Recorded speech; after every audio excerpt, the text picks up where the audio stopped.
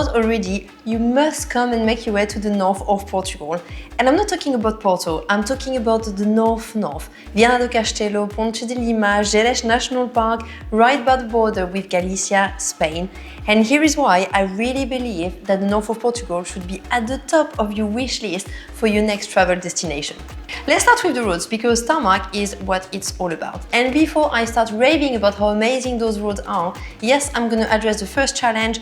Portugal is full of cobbles, they are everywhere and they can be a little challenging. So the disclaimer here is you got incredible roads, but you need to sort out your route planning before you come here, because you can really quickly end up on a 10k descent just on cobbles, and it's not my type of fun. Might be yours, I don't know. Anyway, once you've sorted your route planning and you've got the cobbles out of the equation, the roads are glorious, and the best thing about them is that they are dead quiet. And when I mean dead quiet, it's like not a soul. You would go to Gerês National Park, do a 100k loop and only see wild horses and cows. How amazing is that? You definitely need to know how to sort your own punctures, however, because no help will be found. But hey, that's the beauty of it. And not only those roads are dead quiet, they are also incredibly beautiful. And that leads me to my second point, the variety of landscapes that can be found here. One day, you might find yourself riding along the Atlantic coast and have those amazing ocean views. The second day, you'll be deep into the mountains, do those crazy climbs and be in the middle of nowhere.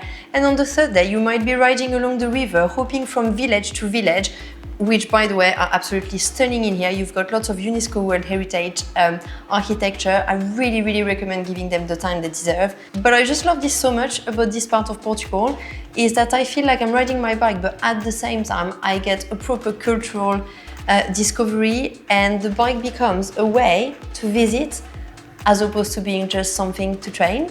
And yeah, I guess that's one of the things I really enjoy.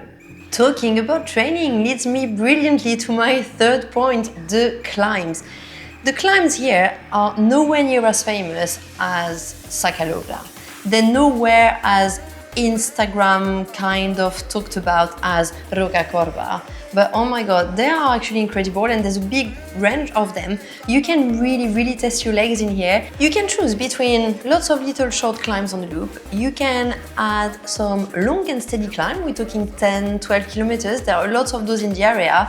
And if you want to challenge your legs, you can opt for some stingers, not to name the infamous Cerquido, which I think is about 7 kilometers, averaging 12%.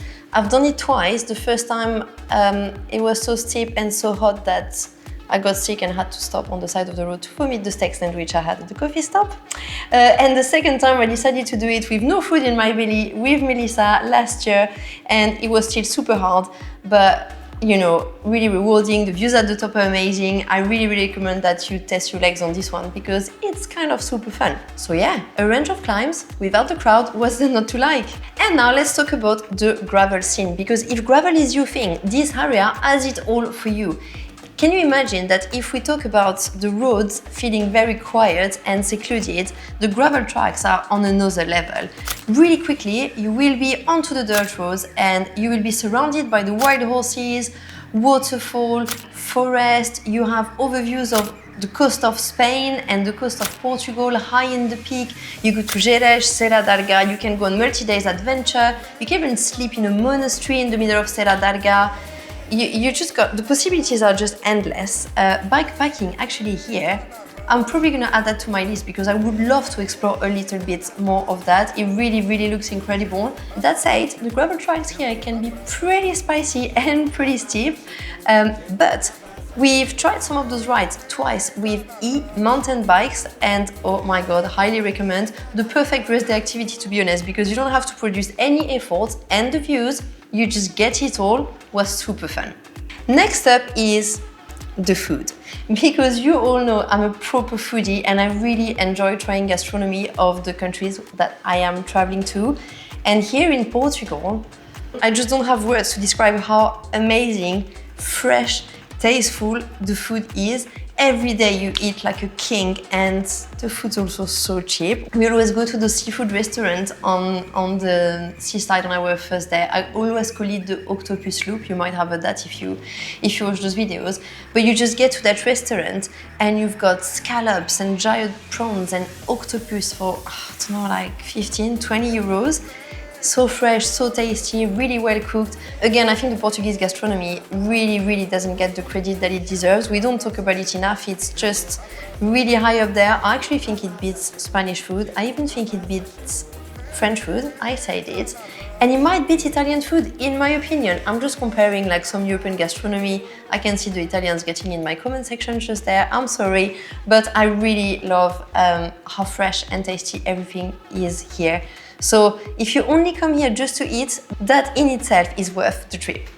And finally, I think I would like to finish this video by talking about the fact that the north of Portugal is not just a cycling destination. It's actually an outdoors lover's paradise. You've got the coast, you've got all the water sports, you've got surfing, windsurfing, foiling. There's a really big north club just outside of where I'm staying, a few hundred meters away. Actually, you can see the beach pretty much from where I'm speaking right now. And all along the coast, you've got amazing waves that are perfect for that. When I bring the group, I really like to do a surf lesson with everyone. It's quite fun. And I recommend you do the same if you're not familiar with it. It's really humbling, hard sport, in my opinion. It's also incredible for hiking. And you have near here a big section of the Camino de Santiago. So when you're along the coast, you see lots of pilgrims walking with their backpacks, stopping at the cafes, getting their stamp on their Camino cards. Actually, another activity that I really want to do, I would love to hike the Camino de Santiago one day, but that will be for another video. And of course, the cultural discoveries of all the towns, villages, gastronomy. You can take some classes of cooking and pottery and craft. Anyway, I could ramble and go on and on about this place, but I think you get the gist. I can't recommend enough that you come here to the north of Portugal. We are currently halfway through our Portugal season with the Moloko escapes. I've got a group today who's in Gerês National Park, and on Monday I've got the Women's Escape starting. But the best news is the bookings for next year are about to open, so if I were you, I would click on the link in the description to subscribe to our newsletter so you don't miss the drop. And if you want to go on your own, I will also put the link of the accommodation where I'm staying. You get a little cheeky Moloko referral discount, so please use it if you decide to come here. I really hope you enjoyed that video and that I have managed to convince you to come to Viana do Castelo with or without your bike. Thank you so much for watching and see you in the next video.